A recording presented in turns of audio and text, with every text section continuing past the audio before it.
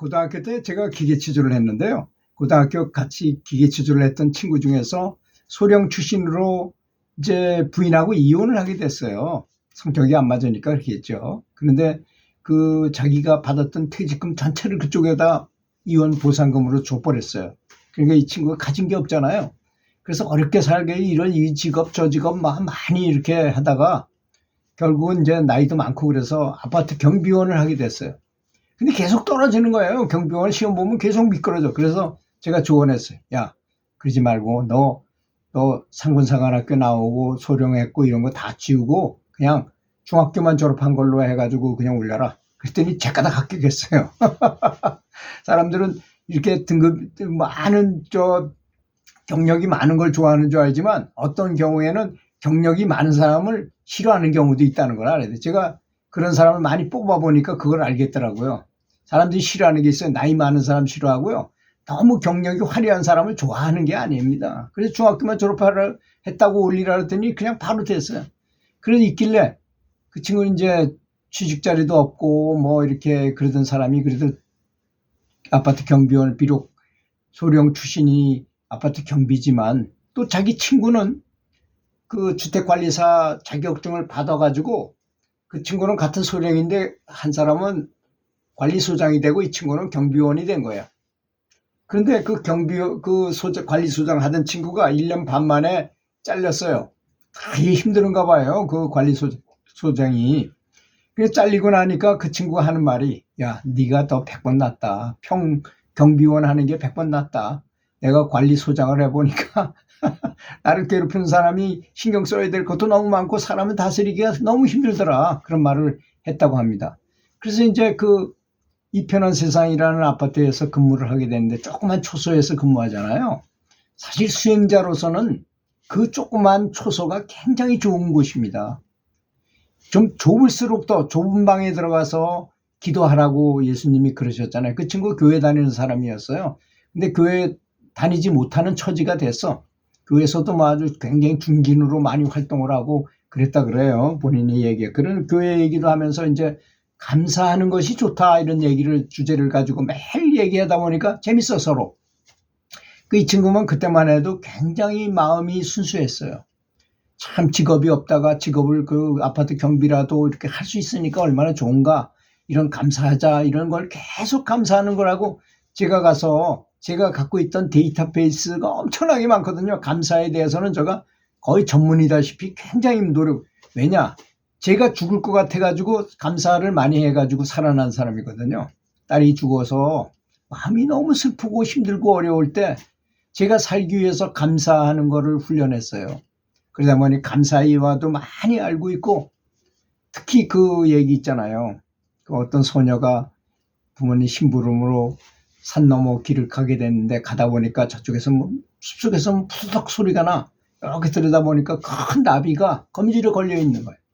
그래서 그 안에 그 상치기가 막 나가면서 그 덤불 속을 헤치고 들어가서 거기 가보니까 진짜 바삭거리면서 나비가 붙어 있으니까 나비 잘못하면 날개가 떨어지면 이거 나비가 못 살잖아요. 그래서 정성을 다해서 한 올 한 올 다 띄워가지고 결국 나비를 살려가지고 하늘로 띄워보냈답니다. 그리고 이제 또 상척이 나면서 또 밖으로 나와서 걸어가고 있는데 산모퉁이를 딱 도는 순간에 갑자기 나비가 싹 날아오더니까 세 바퀴 휙휙 돌더니 딱 떨어졌는데 천사가 돼서 떨어지더라는 것입니다. 그게 천사였던 것입니다. 아가씨 정말 고맙습니다. 나는 천상의 선녀였는데 죄를 져가지고 나비로 태어나서 이제 곧 천상으로 다시 올라갈 때가 됐었는데 그래서 거미줄에 걸려서 죽게 되면 그걸로 끝나는 인생이었는데 아가씨 때문에 내가 살 수 있으니까 내가 그래도 천사이기 때문에 아가씨가 얘기하는 소원을 한 가지는 들어줄 수 있습니다. 소원이 뭡니까? 하고 묻더라는 것입니다. 가만히 생각해 보니까 이 아가씨가 뭐 특별히 할 건 없고 인생을 아주 행복하게 사는 방법을 좀 가르쳐 주세요 하는 거야. 그래서 천사가 가까이 다가왔는데 귀에다 대고 향긋한 향기를 풍기면서 말을 해줬어요. 뭐라고 말을 해줬어요. 그리고 이제 심부름하고 돌아와서 참 잘 살고 잘 살고 이렇게 살면서 좋은 남편 만나고 좋은 자식들을 낳아가지고 모든 사람한테 존경받고 너무나 행복하게 살았어요. 너무나 행복한 인생을 살았어요.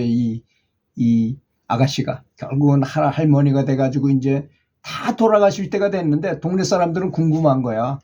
어떻게 했기 때문에 저분이 저렇게 행복할 수 있었고 너무나 멋진 인생을 살 수 있었는가. 많은 사람의 존경을 받았죠. 돈도 많았죠. 자식들도 너무나 잘 되죠. 남편도 높은 직위에서 참 행복하게 살았거든. 그 비결이 뭔지 그 천사가 가르쳐준 방법 때문에 그런가 보다 해가지고 사람들이 와서 물어봤어요. 그랬더니 다 돌아가실 때가 돼가지고 이 천사가 말을 하는 거야. 그때 천사가 해준 말은 세상을 살면서 만나는 모든 일에 대해서 감사하십시오라는 말이었다고. 그 말을 하고 나는 그렇게 살았다. 항상 감사하며 살았더니 다 잘 되더라 일이. 그래서 이렇게 행복한 것이다 라고 얘기해 줬답니다. 그런 얘기를 이 친구한테 해줬어요. 그래서 이 친구 그 기독교에는 감사하는 기도도 많이 하잖아요. 그래서 감사하는 기도하고 또 기도하는 법도 제가 가르쳐 줬어요. 불교식으로 가르쳐 줬어요. 왜냐?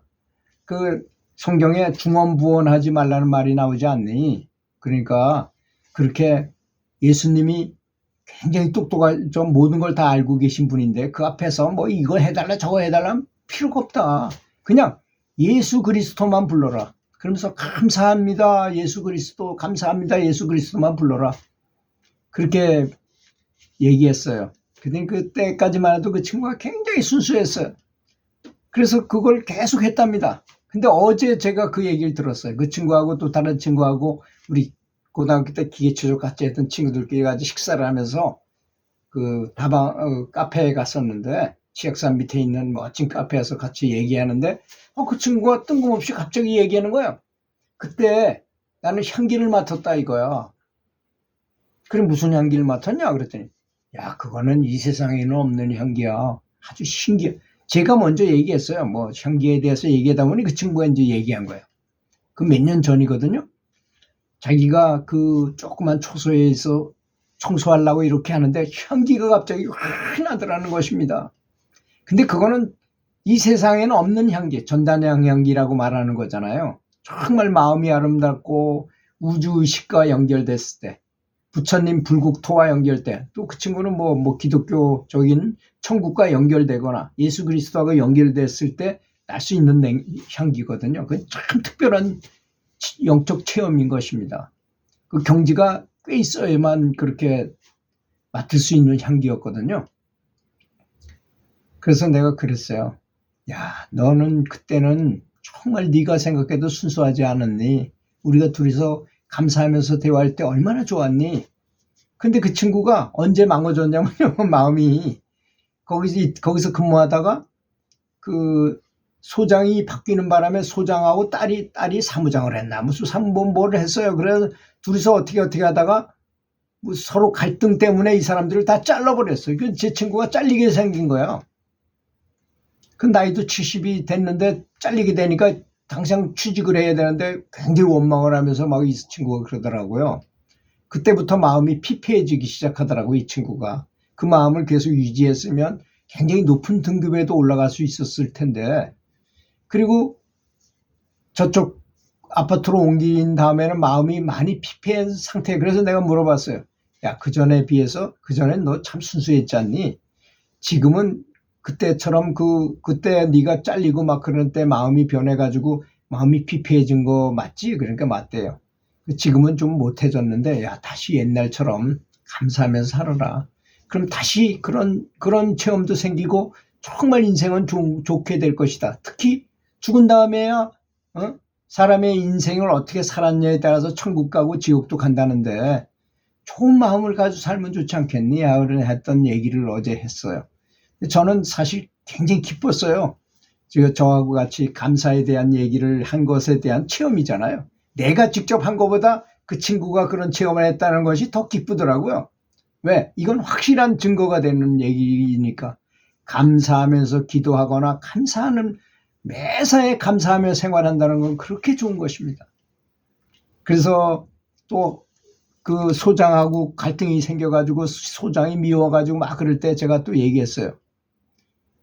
그때 그 소장이 잘리려고 그러고 막 그럴 때, 야, 다른 사람은 너를 다 그 사람을 욕하고 험담하고 하지만 넌 절대 하지 말아라. 그래, 그 사람을 위해서 오히려 기도해 줘봐라. 열심히 기도해라. 그랬더니 그 친구가 또 체험을 얘기하는 거야. 그 많은 사람들하고 그렇게 갈등을 하면서도 자기한테는 아무런 나쁜 소리를 안 하더라는 겁니다. 자기만 보면 굉장히 좋아하더래요, 자기를. 그래서 나중에 자기가 잘리게 됐을 때도 그 소장한테 얘기하고 막 그랬더니 왜 잘렸냐고 막 그랬더니 이 사람 편을 들어주려고 굉장히 노력을 하더라는 것입니다, 그분이. 그래서 제가 이 진짜 일상생활에서 아주 부드럽게 있는 것 같은 쉬운 이야기였지만 이 속에는 굉장히 큰 영적인 체험 이야기가 들어있는 것입니다.